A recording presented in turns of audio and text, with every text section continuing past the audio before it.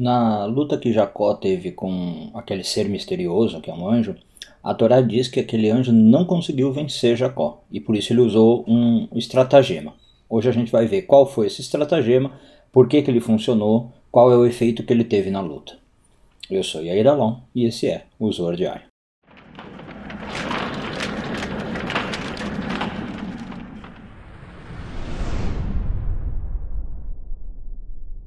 Essa semana estamos lendo a porção de Vaishlach, vamos focar nos parágrafos de 12 a 14 do Zohar.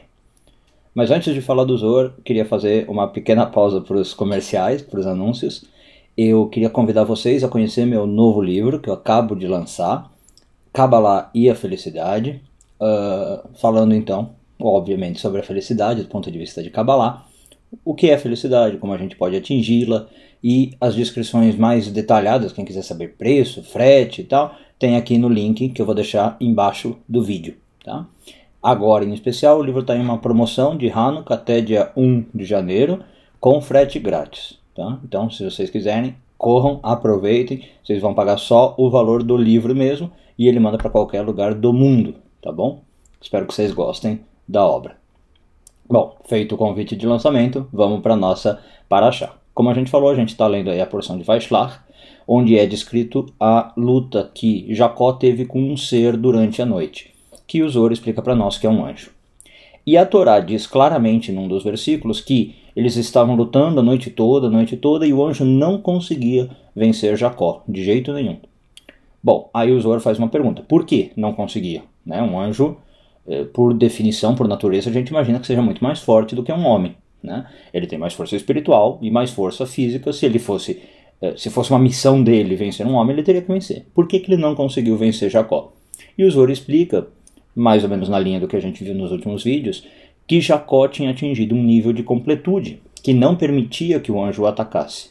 Que completude em particular? O Zohar diz que ele estava nesse momento com Abraão à sua direita e com Isaac à sua esquerda. Então a Bíblia fala que Jacó estava sozinho, mas a gente já viu que na verdade não era bem sozinho, ele tinha uns anjos ali com eles, que não serviam para alguns momentos, e de certo modo agora o Zohar fala que ele também estava com Abraão e Isaac ao seu lado.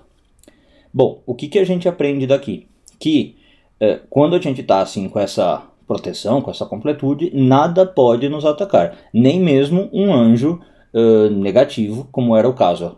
O Zohar diz que é um anjo de Esaú, por exemplo, ou um anjo da negatividade do próprio ego do Jacó, seja como for, era um anjo negativo. Ele não consegue atacar. Quando que o anjo consegue? Quando ele usa um estratagema.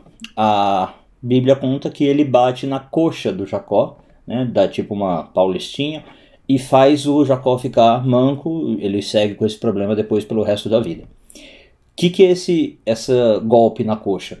É mais ou menos o que pela mitologia latina e grega chegou para nós o calcanhar de Aquiles. Tá? Apesar de nós termos a completude, claro que nós somos seres humanos, vamos ter falhas, e sempre pode acontecer de ter uma abertura na nossa energia, um ponto vulnerável.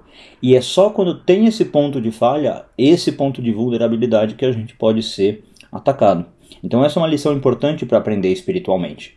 Uma pergunta, por exemplo, que muita gente me faz, se magia negra pega, se feitiço, macumba, que alguém joga contra você, pega.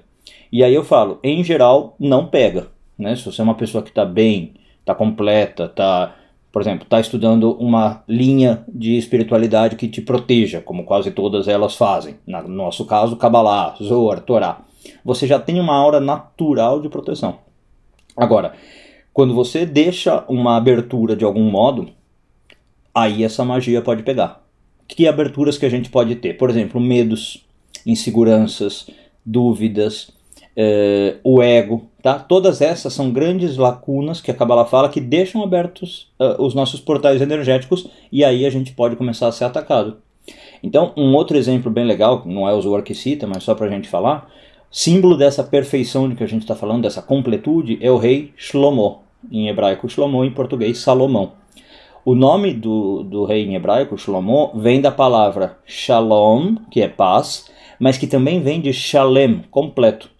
O rei Shlomo, ele representa uma pessoa que tinha essa proteção do mesmo jeito que a gente está vendo com Jacó. ele tinha uma proteção da direita e da esquerda, então ele era muito protegido e conseguiu fazer tudo o que ele conseguiu, né? Um dos reis mais prósperos.